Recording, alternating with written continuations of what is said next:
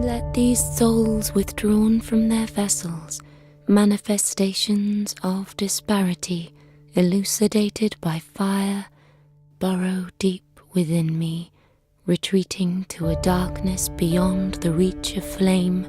Let them assume a new master, inhabiting ash, casting themselves upon new forms.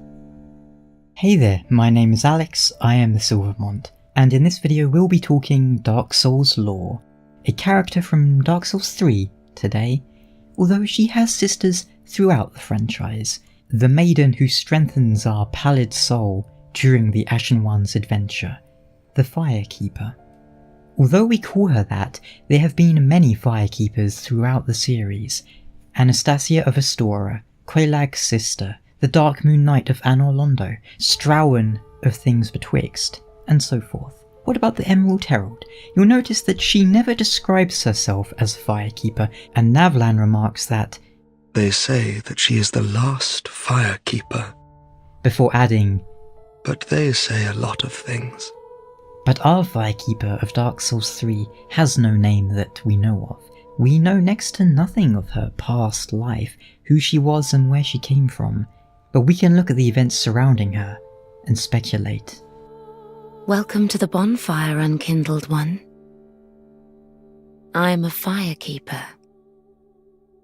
I tend to the flame, and tend to thee. The lords have left their thrones, and must be delivered to them. To this end I am at thy side. The Firekeeper's purpose is to aid and guide the Ashen One in gathering the Lords of Cinder. She offers obeisance to the player, but is not entirely without a will of her own. Although committed to her purpose in serving, some individuality remains to her, if only a little.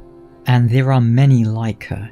Should you enter the locked tower at Firelink Shrine, you will find many Firekeeper corpses with identical attire, and in-game information also backs that up, that there have been many like her.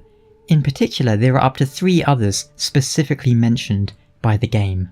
One Firekeeper who is said to have returned from the abyss, able to soothe the Dark Sigil by having accepted it into her soul. A second Firekeeper is mentioned as having been entrusted with a special ring, yet she never met her champion. But it is the third Firekeeper I find the most interesting. A pair of dark eyes, said to be the eyes of the first Firekeeper and the light that was lost by all Firekeepers to come. It reveals to the sightless Firekeepers things that they should never see. Now, whether or not all 3 of these Firekeepers are one and the same doesn't ultimately matter too much for the time being, but that could be the case. The Firekeeper who never met her champion could be associated with Ludleth and Gundyr, Gundyr being the absent champion. We also know that Ludleth seems to have known the first Firekeeper, she who the eyes belong to. Found her, did we? He will ask the Ashen One. We did all we could to spare her. And although the game remarks that she was the first Firekeeper, that could have several implications. If she is the first Firekeeper, what does that make Anastasia of Astora, for example, the Maiden of Firelink Shrine during the first game? You could make the argument that she isn't the first either, because the first game itself tells us of several long-lost Firekeepers. But if she came after this Eyes Firekeeper, she would lack sight too, for the game tells us that all Firekeepers, save the first, were robbed of light, to better serve as vessels for souls, and it seems to hide them from the sights they might otherwise behold, involving the Age of Dark. And considering some of the very obvious similarities, maybe the game is implying that the Maiden in Black was the first Firekeeper, as she did play a very similar role. It would seem that eyes have a very literal connection with darkness, at least in Dark Souls 3. The Firekeeper's eyes are robbed of light, which strengthens her connection to the dark. It's a pleasantly simple, almost childish way of looking at it, and the blindfold mask item in the Ringed City strengthens the player's dark attacks, but also increases the dark damage received. To further drive that point home, if you close your eyes, all you see is darkness. So what's the answer here? In my opinion, Anastasia of Astora came before what Dark Souls 3 considers the first Firekeeper. I believe it is referring to the type of Firekeeper found specifically within that game alone, those who all had their vision taken from them, who wear identical clothes. Something happened in the untended graves when Ludlith was present. The Firekeeper of his time saw something she was not meant to, and caused him to establish this new, miniature cycle of Firekeepers, one after the other, each one blind. That isn't to say they are completely removed from the Firekeepers of the first game. They still hold seemingly infinite humanity within their chest, gnawing at them incessantly. And it appears they are still chosen from maidens, such as Irina of Karim. Bizarrely enough, the trigger for Irina becoming a Firekeeper appears to be keeping her away from the darkness, which doesn't quite make sense, but perhaps it's not worth thinking too much over. Could the Firekeeper too be from Karim? She is fair-haired and pale, so that could be the case. Thorland and Astora are just as likely, you can argue. Incidentally, the Firekeeper has pale yellow hair and eyes. The first Dark Souls tells us that golden hair and eyes are beloved by certain members of nobility. But whether the Firekeeper doesn't remember her previous life or simply has no desire to speak of it, we cannot say. Should you give the Firekeeper the soul of her past sister, she will have the ability to expunge the dark sigil from the player, but handing her the eyes of a Firekeeper has far more of an impact. Ashen One, are these eyes? How gracious of thee, Ashen One. The very things we Firekeepers have been missing. Ashen One, my thanks for the eyes thou'st given. But Firekeepers are not meant to have eyes. It is forbidden. These will reveal through a sliver of light frightful images of betrayal. A world without fire. Ashen One, is this truly thy wish? Of course. I serve thee, and will do as thou bidst.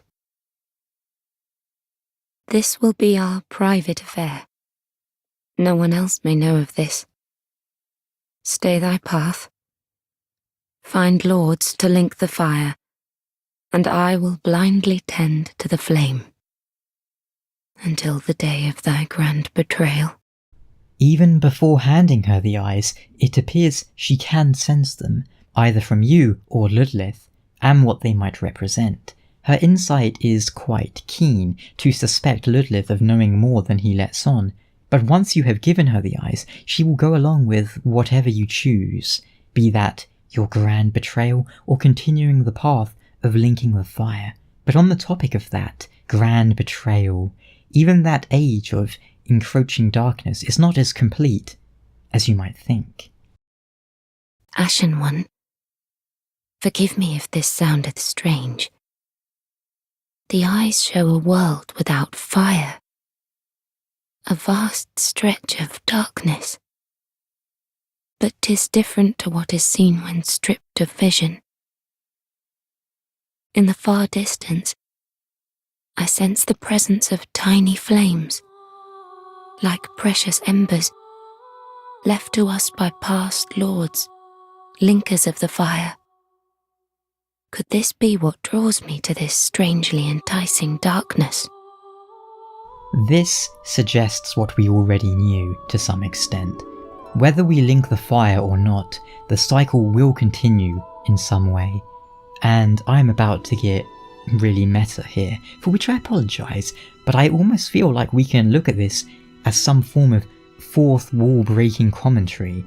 Linking the fire is to continue the status quo, to do everything over again.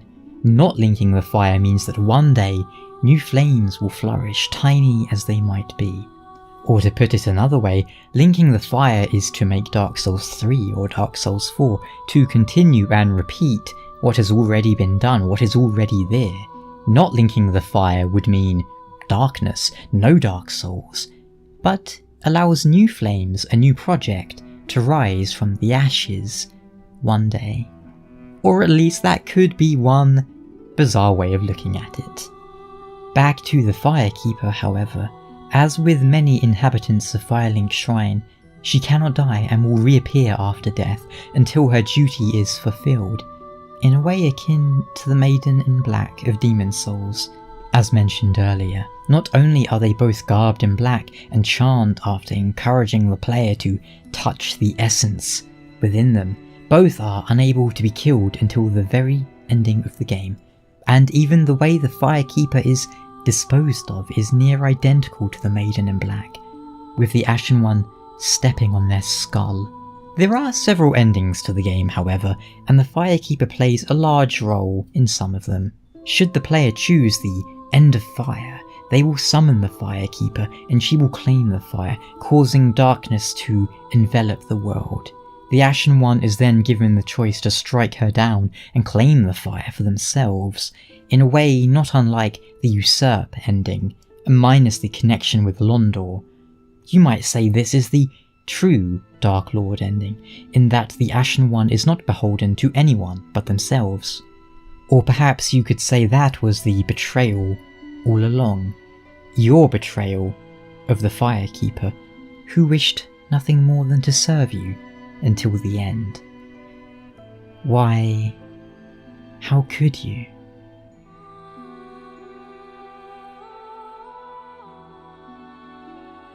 Ashen One, hearest thou my voice still?